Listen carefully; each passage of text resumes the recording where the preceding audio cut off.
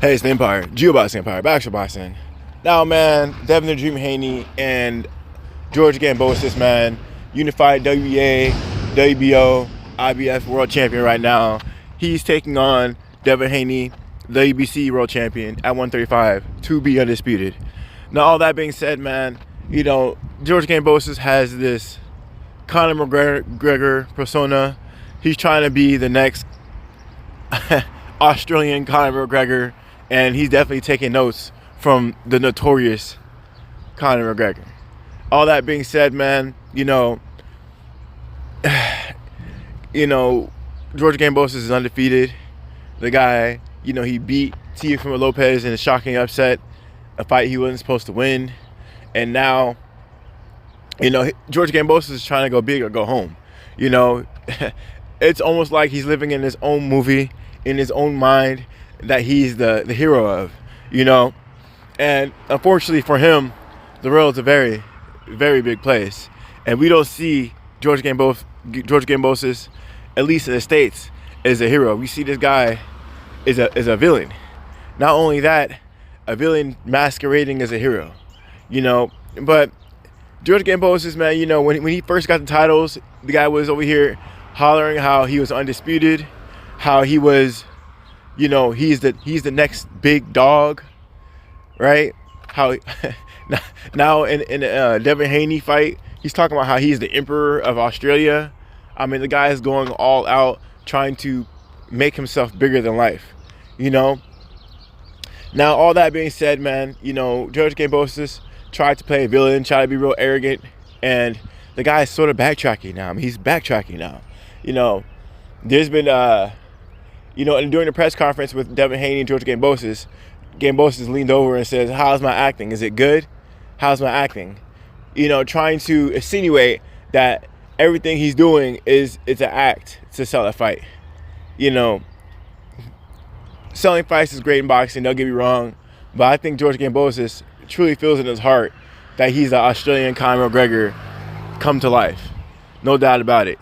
You know, I actually liked George Gambosis when he was cocky, when he was arrogant. He's talking about being, you know, the emperor of Australia. You know, the guy is dressed in what, a black turtleneck and a brown trench coat with black gloves. You know, I like that persona. You know, he should have kept it. But now that he's backing off of it, it's, you know, you can't respect that. It's either you go all out a villain and you go all out with the persona, or you don't. And George Gambosis is trying to moonwalk it back. He's trying to say, "Oh, this is just the act. Oh, I'm just trying to sell the fight. Oh, you know," and it's just a bad look for George Gambosis. You know, George Gambosis, you know, I like it when he's himself. You know, when he make those, you know, racial epithet remarks toward Devin Haney, talking about he should sell his jewelry so we can make this fight, insinuating that he has to sell his jewelry because he's black. You know, he got chains on. You know what it means.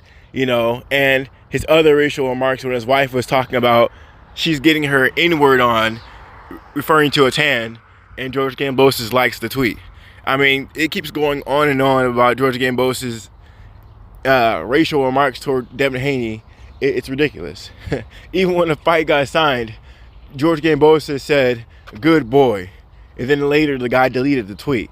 I mean, this guy, you know, I mean, if you're just gonna be, if you're gonna have racial biases, man, just put it out there, man. Keep it there. Stand on it, champ. That's what we want to see. That's what we want to see. So, you know, George Gambosis, man, the guy, like I said earlier, he thinks he's a hero in his country, but you know, that's over there in Australia. Maybe they like that. Maybe the Australians like the racial epithets. Maybe they like it. But in America, man, we rocking with Devin the Dream Haney, kids young, being guided by his father. You know, very religious. You know, always talks about Allah. You know, the guy, you know, you should want your kid to be like Devin Haney. He listens to his dad. He's successful. He's rich, good looking, works hard, and you know that isn't that what people want? You know, people talk about in boxing how they always want a fighter to take less money. They always want a fighter to go to different promoters. They always want fighters to fight the best of the best. And Devin Haney did all those things, but people still have a reason. They still don't like Devin Haney. Why is that? Let's keep it a buck, man. It's not about boxing. It's bigger than that. And Devin Haney, you know, he's proving the doubters wrong. And if he gets the job done, he would be the first 135 undisputed champion of all time. Not only that, he'd be the first 135 champion at the tender age of 23. Fresh out the egg, baby. Fresh out the egg. So Devin Haney has a lot to prove. And this is definitely a big fight for the making. Plus, I'll be honest, I never seen an undisputed fight where the government had to stop his team from coming in the country. Now, they just let Bill Haney come into Australia, but the guy, by the time he comes to Australia, he's going to be disoriented. The time zones are different. I mean, they just let him in, and he might get there at last minute. So, you know, that being said, you know, there's been a lot of blockade going on from the Australian government to make sure that Gambosis can have all advantages. And like I said, I've never seen that happen before, at least in modern day boxing. I'm pretty sure it happened before, but this is just another level, right? And you don't ever see a big name fighter go to a foreign country without their head coach, right? Not only is Bill Haney his head coach, but he's the manager of Devin Haney Promotions, right? It's called Devin Haney Promotions, yeah. Devin Haney Promotions, and he's like a promoter as well. He talks for Devin Haney a lot. He does a lot of talking for Devin Haney. A lot of people were talking about how, you know, Bill Haney is like the first line of defense in the press conferences, because a lot of these fighters, when they're in the press conference and they're in there with the father does a lot of talking because they can say anything and not really get any backlash. The son won't get any backlash, right? Think Angel Garcia. Angel Garcia says a lot of stuff for Danny Garcia, but, you know, he can say whatever he wants because he that's his father. No one cares, you know? He can say what he wants, you know, but Danny Garcia got to watch his mouth.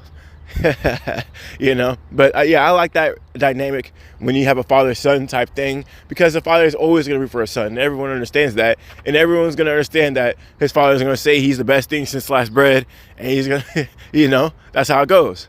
So we're going to see how this whole thing plays out, man.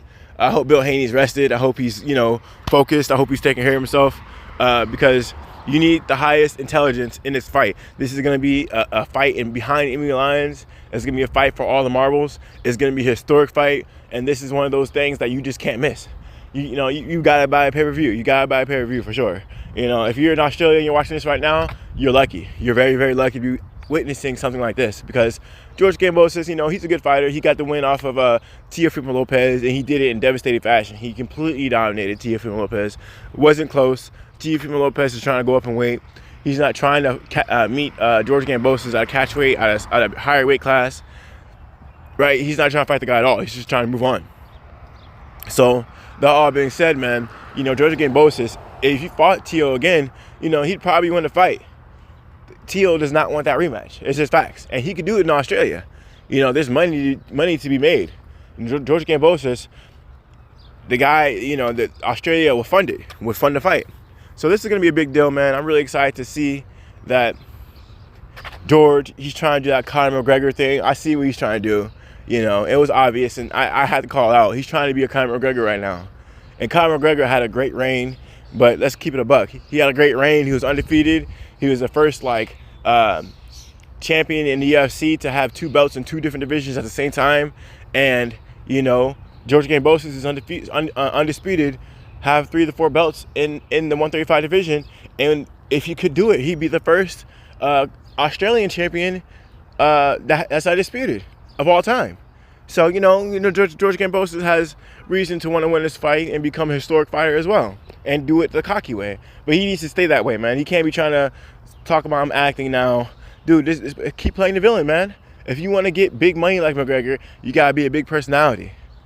You know, just keep it up, buddy. Don't get scared now. Don't get scared now. Anyway, man, I thought it was pretty tantalizing to see George try to backtrack a little bit, try to say it's all acting. Cute stuff, man. But we see past it, man. You really feel this way. And, you know, listen, if you want to be Conor McGregor, you've been watching Conor McGregor highlights, just keep it, man. Just keep it. Just keep doing it, man. Don't get scared. Don't get scared.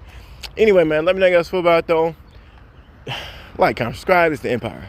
GeoBoxingEmpire. Peace.